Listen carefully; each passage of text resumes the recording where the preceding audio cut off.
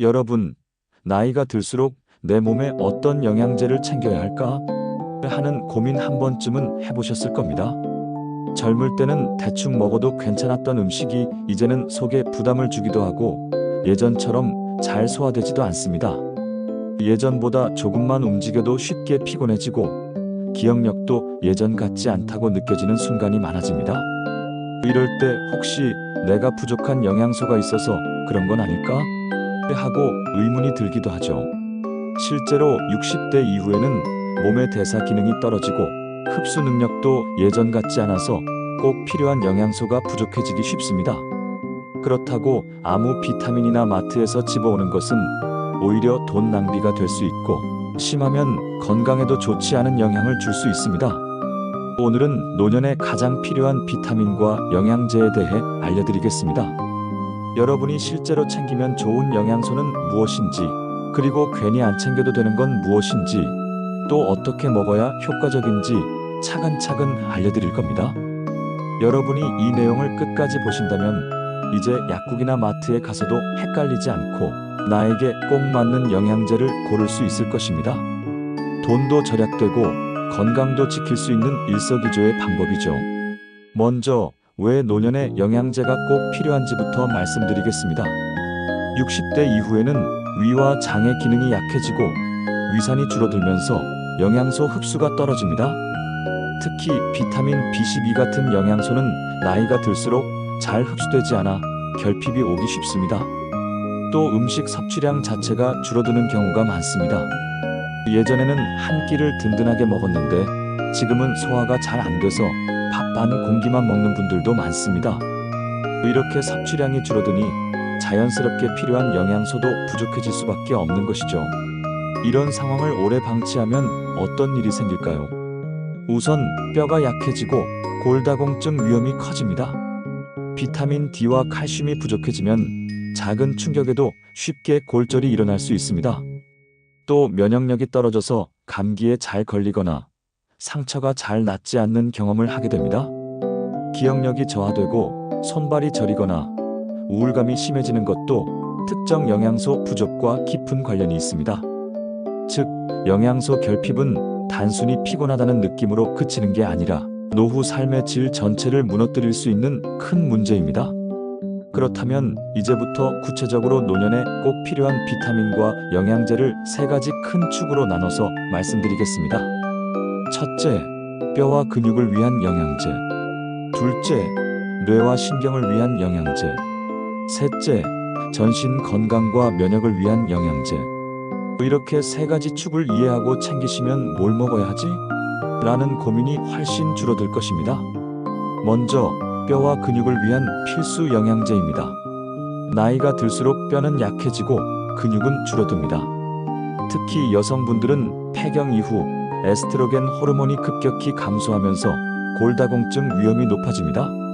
이때 가장 중요한 영양소가 바로 비타민 D와 칼슘입니다.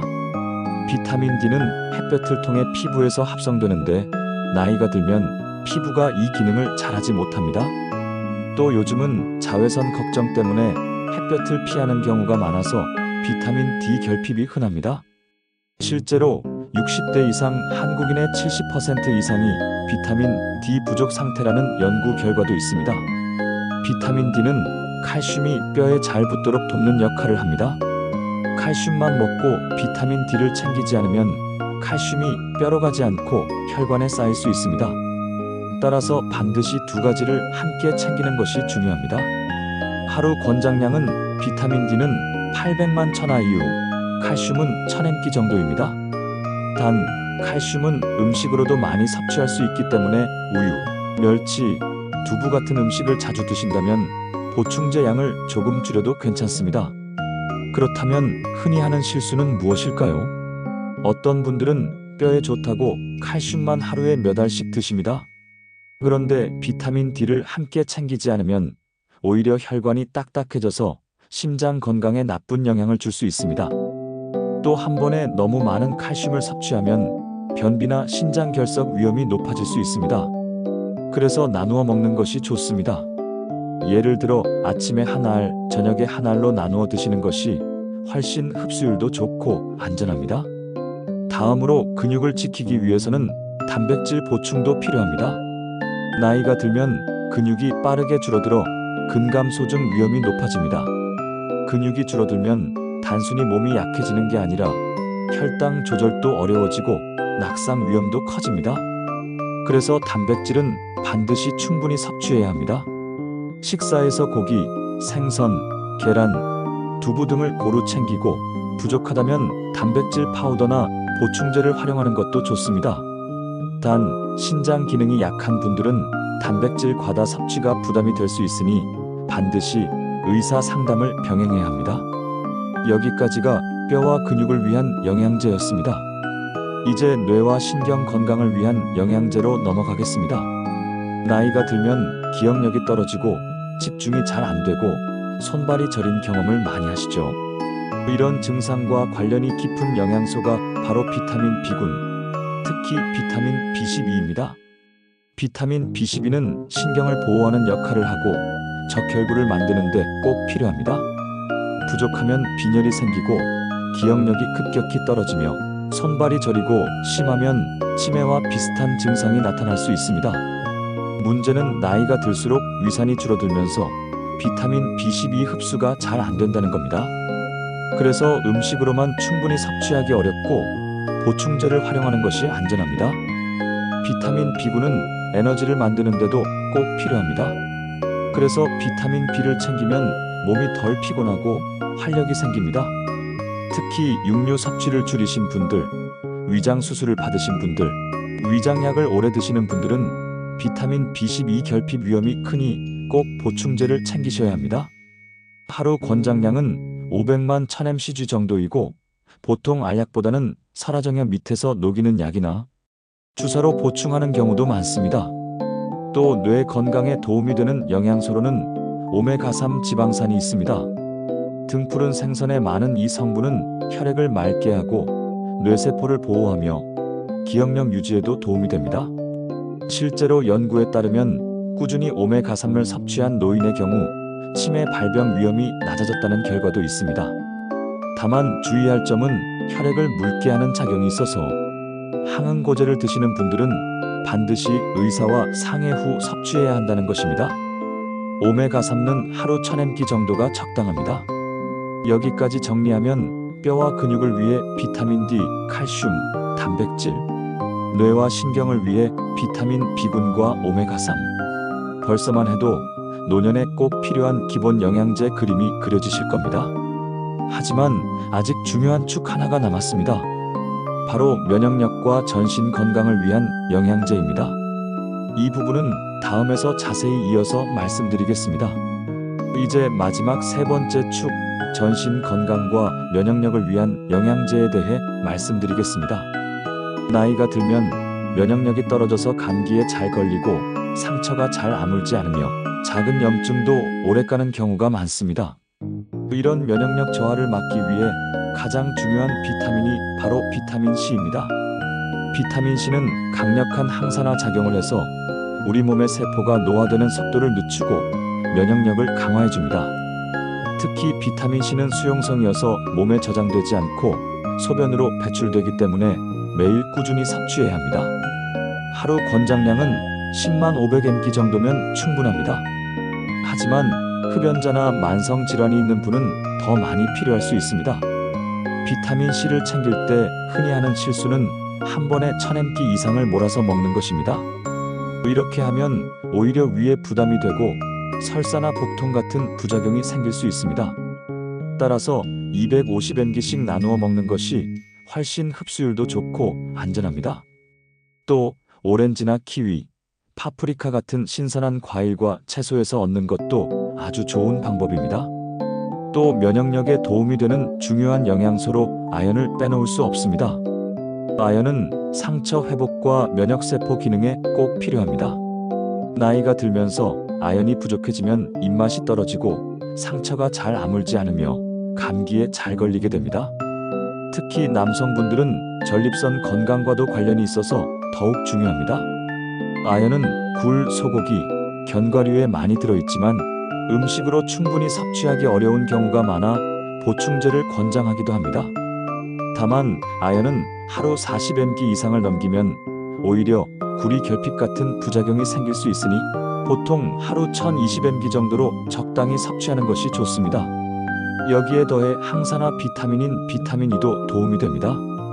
비타민 E는 혈액순환을 돕고 세포를 보호하는 역할을 합니다. 특히 손발이 차고 혈액순환이 잘 안 되는 분들에게 유익합니다. 하지만 비타민 E는 과량 섭취 시 출혈 위험을 높일 수 있기 때문에 보충제를 따로 드실 때는 하루 400IU를 넘지 않는 것이 안전합니다. 그리고 최근 많은 연구에서 주목하는 성분이 바로 코엔자임 Q10입니다. 이 성분은 세포 속에서 에너지를 만드는 데 필요한 물질로 나이가 들수록 자연스럽게 줄어듭니다. 코엔자임 Q10이 부족하면 쉽게 피로해지고 근육이 뻣뻣해지며 특히 심장 건강에도 영향을 줍니다. 실제로 고혈압 약이나 콜레스테롤 약을 오래 드시는 분들은 코엔자임 Q10 수치가 떨어지기 때문에 보충해 주는 것이 좋습니다. 하루 100mg 정도면 충분합니다. 여기서 중요한 것은 영양제를 무조건 많이 먹는 것이 좋은 게 아니라 나에게 부족한 것을 정확히 알고 적정량을 챙기는 것입니다. 흔히 주변에서 이거 먹고 좋아졌다더라라는 말을 듣고 따라 사는 경우가 많습니다. 하지만 각자의 몸 상태와 건강 문제가 다르기 때문에 남에게 맞는 영양제가 나에게는 필요 없을 수 있습니다. 예를 들어 비타민 D 수치가 이미 높은데 또 고용량을 섭취하면 오히려 독이 될 수 있습니다. 그래서 정기적으로 건강 검진을 받고 혈액 검사로 내 영양 상태를 확인한 뒤 필요한 것을 보충하는 것이 가장 현명한 방법입니다. 이제 노년에 꼭 필요한 영양제들을 정리해 보겠습니다. 뼈와 근육을 위해서는 비타민 D, 칼슘, 단백질, 뇌와 신경을 위해서는 비타민 B군, 특히 B12, 그리고 오메가3, 면역력과 전신 건강을 위해서는 비타민 C, 아연, 비타민 E, 코엔자임 Q10 이렇게 챙기면 기본은 충분합니다. 여기에 개인 상황에 따라 마그네슘, 철분, 프로바이오틱스 등을 추가할 수 있습니다. 하지만 모든 것을 한꺼번에 챙길 필요는 없습니다. 필요한 것부터 하나씩 점검하면서 실천하는 것이 가장 좋습니다. 영양제를 챙길 때 또 한 가지 주의할 점은 약과의 상호작용입니다. 고혈압 약, 당뇨약, 혈액을 묽게 하는 약을 드시는 분들은 특정 영양제가 약효에 영향을 줄 수 있습니다. 예를 들어 오메가3와 비타민 E는 혈액을 묽게 해서 출혈 위험을 높일 수 있습니다. 또 칼슘은 일부 항생제나 갑상선 약의 흡수를 방해할 수 있습니다. 따라서 새로운 영양제를 시작하기 전에는 반드시 의사나 약사와 상담하는 것이 안전합니다. 지금까지 필요한 영양제를 말씀드렸는데 실제로 어떻게 챙기면 좋을지 궁금하실 겁니다. 아침에 약을 많이 드시는 분들은 영양제까지 한꺼번에 먹기 부담스럽죠. 이럴 때는 아침에 비타민 B군과 C, 점심에는 칼슘, 저녁에는 오메가3와 비타민 D처럼 나누어 섭취하는 방법이 좋습니다. 이렇게 하면 위 부담도 줄고 흡수율도 높아집니다. 또 물은 충분히 함께 드시는 것이 좋습니다. 이제 여러분의 일상 속에서 어떻게 영양제를 챙길지 구체적인 방법을 알려드리겠습니다. 먼저 집에 있는 영양제를 한번 점검해 보세요. 언제 산 건지, 유통기한은 괜찮은지, 나에게 지금도 필요한 것인지 확인해 보셔야 합니다. 괜히 TV 광고에 나와서 샀지만 실제로는 필요 없는 영양제를 한가득 쌓아두고 방치하는 경우가 많습니다. 이럴 때는 과감히 정리하는 것이 좋습니다. 필요 없는 영양제를 계속 드시다 보면 간이나 신장에 부담을 줄 수도 있습니다. 그리고 새로운 영양제를 구입할 때는 꼭 성분과 함량을 확인하세요. 같은 비타민 D라도 어떤 제품은 1000IU, 어떤 것은 5000IU가 들어있을 수 있습니다. 나에게 필요한 양을 알고 선택해야 안전합니다. 또 인증 마크가 있는지, 믿을 수 있는 제조사인지도 확인하는 것이 좋습니다. 값이 비싸다고 무조건 좋은 건 아니고 싸다고 나쁜 것도 아닙니다. 중요한 건 정확한 성분과 용량, 그리고 나의 건강 상태에 맞는지입니다. 여기까지 들으셨다면 아마 이제 나도 뭘 챙겨야 하는지 알겠다는 생각이 드실 겁니다. 하지만 실제로 영양제를 챙기다 보면 꾸준히 먹는 게 쉽지 않습니다. 그래서 제가 지금부터는 꾸준히 실천할 수 있는 방법, 또 영양제를 챙기지 않아도 도움을 주는 생활 습관까지 함께 말씀드리겠습니다. 오늘 배운 내용을 간단히 정리해 보겠습니다. 노년에 꼭 필요한 영양제는 크게 세 축으로 나눌 수 있습니다. 첫째, 뼈와 근육을 위한 비타민 D, 칼슘, 단백질. 둘째, 뇌와 신경을 위한 비타민 B군, 특히 B12, 그리고 오메가3. 셋째, 면역력과 전신 건강을 위한 비타민 C, 아연, 비타민 E, 코엔자임 Q10. 이 세 가지 축만 제대로 챙겨도 노후 건강은 훨씬 안정적으로 유지할 수 있습니다. 하지만 여기서 멈추지 않고 꼭 기억해야 할 점이 있습니다. 영양제는 어디까지나 보조일 뿐이라는 사실입니다. 즉, 음식과 생활 습관이 기본이고 영양제는 부족한 부분을 메우는 역할을 해야 한다는 것이죠. 음식으로 가능한 한 채워넣고 부족한 부분을 보충한다면 영양제의 효과는 몇 배로 커집니다. 이제 여러분께 마지막으로 드리고 싶은 말씀은 바로 작은 실천의 힘입니다.